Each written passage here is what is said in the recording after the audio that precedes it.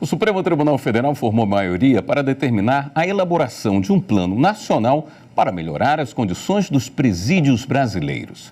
Saiba os detalhes na reportagem de Marta Ferreira. A ação que discute a situação precária dos presídios foi apresentada pelo PSOL. Para o partido, há um quadro de violações graves e sistemáticas da Constituição no sistema penitenciário brasileiro, que precisa ser sanado por ações conjuntas dos três poderes. O mérito da ação, ou seja, o conteúdo, começou a ser julgado em 2021, mas a discussão foi suspensa depois de um pedido de vista. Hoje, na retomada do julgamento, o ministro Luiz Roberto Barroso trouxe informações de um trabalho feito pelo CNJ. De acordo com o levantamento, o Brasil é o terceiro país do mundo em números absolutos de pessoas presas, mais de 830 mil, tendo ultrapassado a Rússia em 2017.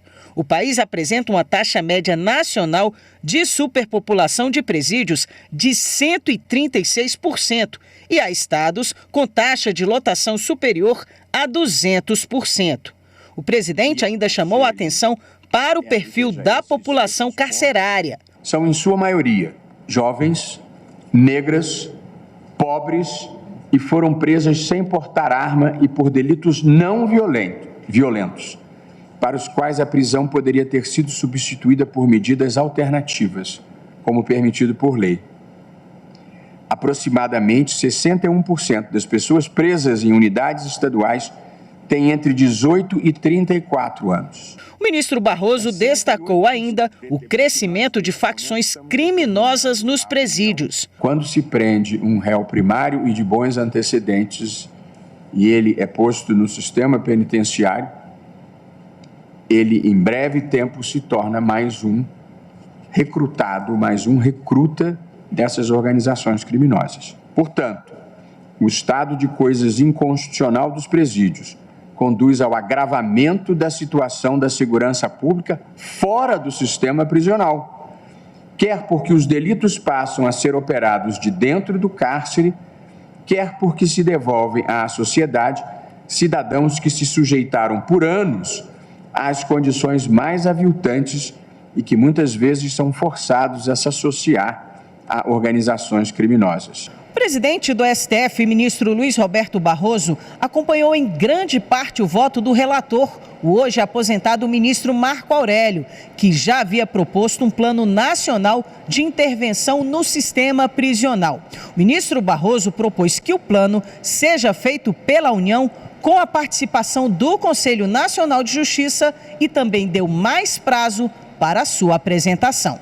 De acordo com o ministro, o Plano Nacional deve ser apresentado em até 6 meses, com prazo máximo de 3 anos para execução. Assim que o Plano Nacional for homologado pelo STF, passa a contar o prazo de 6 meses para que os estados e o Distrito Federal apresentem os respectivos planos. Nós aqui estamos atuando em cumprimento da Constituição, de atos internacionais vinculantes para o Brasil e da legislação interna brasileira. Portanto, nós não estamos diante de uma questão política, nós não estamos diante de uma questão de discricionariedade administrativa, estamos diante de uma questão essencialmente jurídica. A principal missão de uma Corte Constitucional é proteger direitos fundamentais. Quando o Estado mantém ou as mantém nas condições degradantes já descritas, ele age em desacordo com as suas próprias normas. Portanto, para combater quem cometeu ilícito, pratica o próprio Estado outros ilícitos graves. A sessão plenária do STF terminou agora há pouco. A repórter Marta Ferreira acompanhou o julgamento e tem mais informações para a gente. Boa noite, Marta. Boa noite, William. Como você falou, a sessão foi suspensa agora há pouco, faltando apenas o voto do ministro Gilmar Mendes e será retomado amanhã com a conclusão e, por consequência, o voto do ministro Gilmar Mendes. 10 ministros já votaram no sentido de que o governo federal e os governos estaduais e do Distrito Federal elaborem planos para enfrentar os problemas nos presídios brasileiros.